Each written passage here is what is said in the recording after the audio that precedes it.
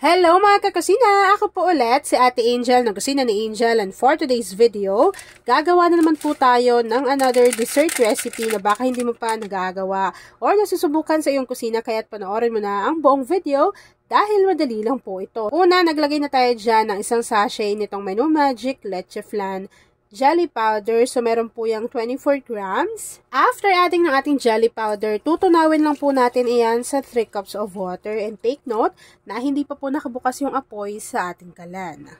So, usually, ginagawa ko dyan, kailangan tunaw na tunaw muna yung ating jelly powder bago bubuksan na po natin yung apoy sa ating kalan at lulutuin lang po natin ito over medium to low heat para po maiwasan yung pagkabigla ng luto sa ating mga jelly powder. At ayan na nga mga kakusina, kapag kumukulo na po yung ating leche flan jelly mixture, pwede na po natin i-off yung apoy sa ating kalan. Kapag na-transfer nyo na to dito, hintayin nyo lang yung mag-set at mag-firm, and then gagawin na po natin yung next procedure.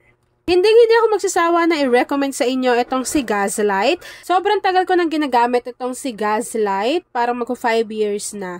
Pero nagkaroon na tayo dyan ng color red, color yellow, tapos itong color white.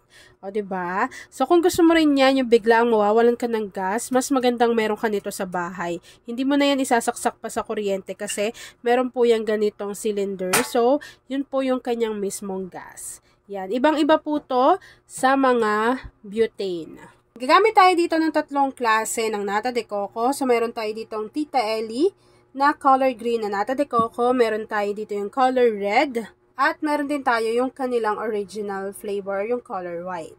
Nag-set na or nag-firm na yung naluto nating leche flan jelly. Isanin lang natin to dito sa ating mixing bowl. Hiwain nyo na lang yan.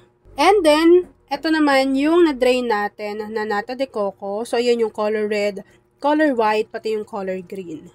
And then, maglalagay lang po tayo dito ng 2 piraso ng avocado. So, kanina ko pa yan pinrepair. Hiniwa-hiwa ko. Bago, kakailanganin po natin dito ng 1 can or 380 grams nitong Marie Condensada. So, ilagay lang po natin to dito sa ating mixing bowl. At since gusto ko yung ma-enjoy agad-agad, nito na, naglagay na tayo dyan ng chilled na all-purpose cream. So, ito po ay 380 grams. After nun, maglagay na tayo dyan ng 1 can or 370 ml ng evaporated milk.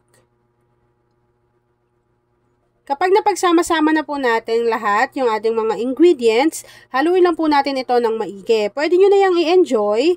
Pero ako po, ilalagay ko pa siya sa aking chiller para mas kumapal pa yung consistency ng ating cream at mas lumamig pa po iyan. Bago, ipapakita ko na sa inyo kung ano yung natapos nating easy dessert recipe. Grabe no, overload. At ayan nga mga kakusina, kapag lumamig na po yan, pwede nyo na po yang i-enjoy.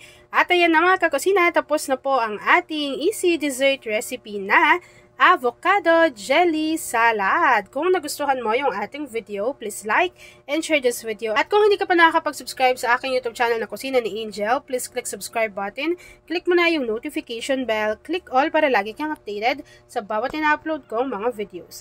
Yun lang mga kakusina, thanks for watching and enjoy this video. Palamigin nyo pa po yan ha.